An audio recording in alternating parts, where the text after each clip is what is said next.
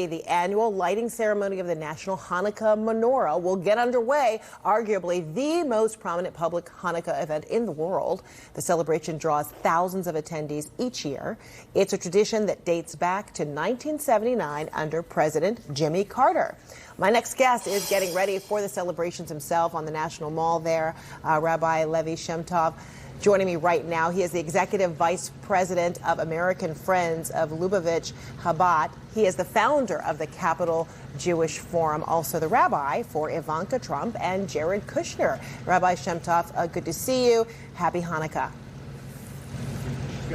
Happy Hanukkah to you. We're just a couple of hours away from what's probably the premier celebration of Hanukkah in the world.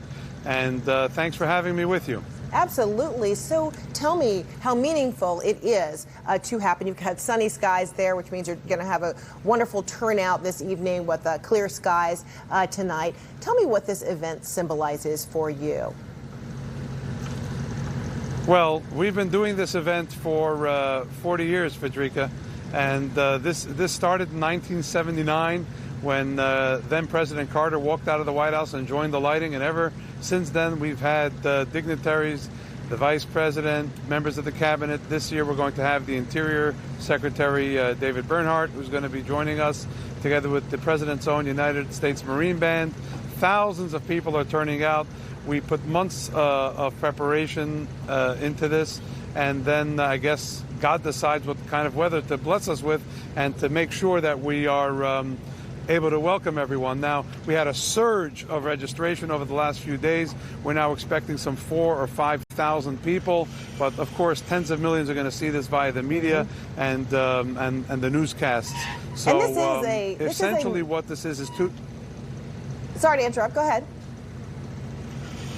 No, essentially this is two things. I mean, it's an ancient tradition going back about 2,000 years where the sages declared that in this period every year we should remember the miracle and proclaim it in the most public way possible.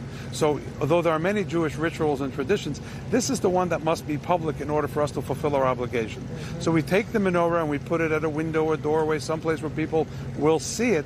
And in the past 40 years, it's become customary, or 45 years actually, it's become customary to place these in public places like Independence Mall and now at the Ellipse. Before it was in Lafayette Square. It's been in places like the Eiffel Tower in Paris, Trafalgar Square in London, Central Park in New York, Moscow's Red Square. Imagine that.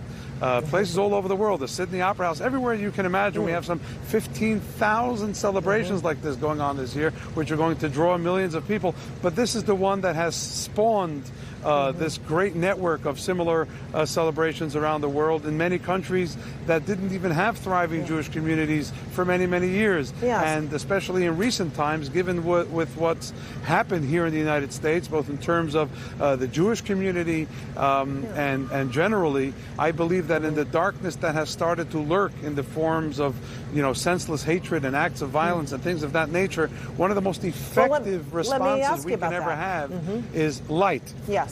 So this is an evening of celebration and inclusion, but, you talk about, moments of darkness and how the nation is grappling with so much. Particularly 25 Jewish Democratic members of Congress are actually calling now for the removal of a senior White House advisor, Stephen Miller, and they're citing, his promotion of stories from white nationalists as their reasoning and looking at emails in which were conveyed. Congressman James Clyburn is someone I spoke with yesterday, and he weighed in on this letter and this plea from 25 lawmakers in this manner.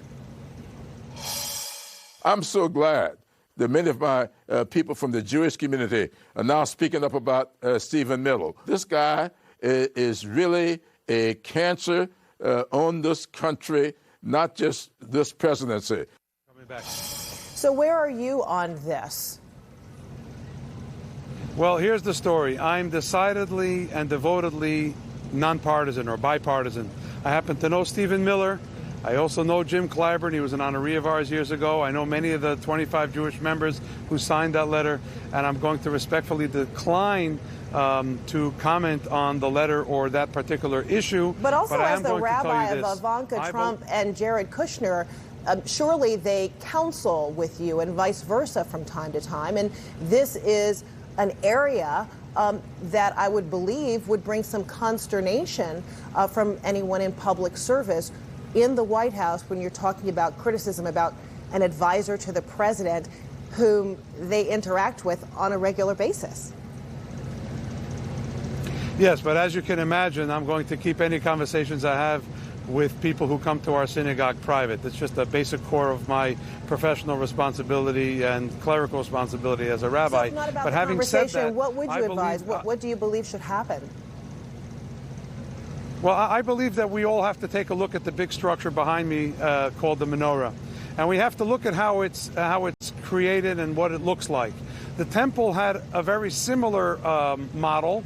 And if you notice, there's a base from which branches come out to both sides, and then the branches go up straight.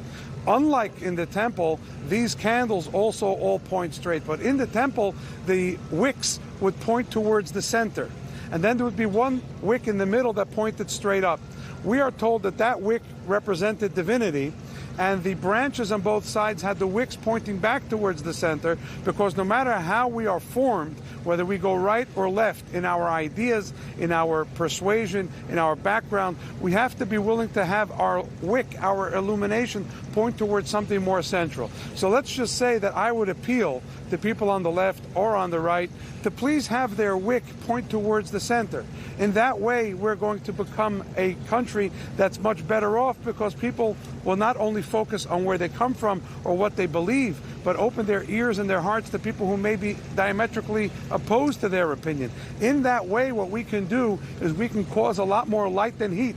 I think everyone in the city here is looking for that. Everyone in our nation is looking for that. Are those 25 lawmakers, in your view, pointing to the center? Is that what they are asking? They're asking for company in pointing to the center that you're talking about, aren't they? Well, if I were able to have the year of all 25, I'd say, why don't they all get together and try and figure out if there's a common purpose? We have 350 million Americans who are watching a lot of the dispute and a lot of the discord here in our capital. And what they want is people to just lower the tone a little bit about what they think and listen to what the others think, because I can promise you one thing.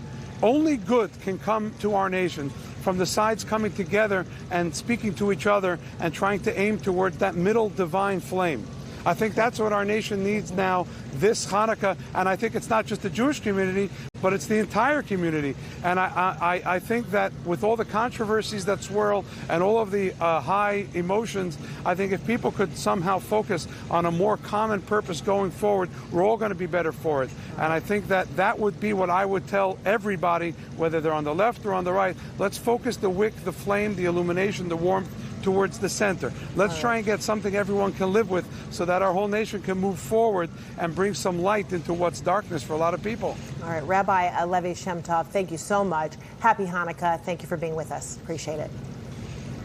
Thank you very much for having me. I wish everyone a happy Hanukkah, and I really wish everybody finds more brightness, more happiness, greatness in their life, and whatever it is that they need. Thank you very much for having me. Thank you so much.